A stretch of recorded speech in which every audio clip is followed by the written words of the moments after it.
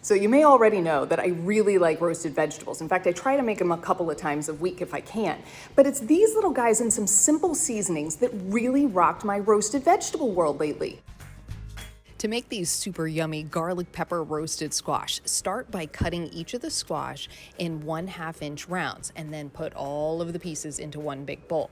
Then you're going to want to drizzle it with olive oil and your seasonings and mix it around really well. Adjust if you need to, add a little extra seasoning or a little extra Parmesan cheese or oil if it seems a little dry, and just keep mixing it around until all of the pieces of squash are coated really well on both sides. Then you're going to lay all the squash out in a single layer on your baking sheet that's been lined with parchment paper to keep it all from sticking to the pan.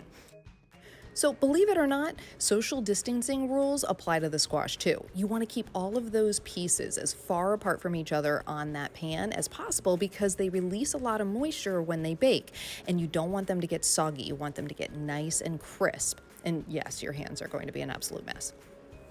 Then you're going to take the remaining Parmesan cheese and seasonings and sprinkle as much as you want on top. By doing that, when you pop it in the oven, that cheese is going to melt and get browned and crisp on top, and it's going to be so super delicious. And about 15 minutes later, they come out of the oven smelling so good that my kids come running and eat them right off of the baking tray, which of course doesn't bother me in the slightest. I was able to save enough to make this plate though.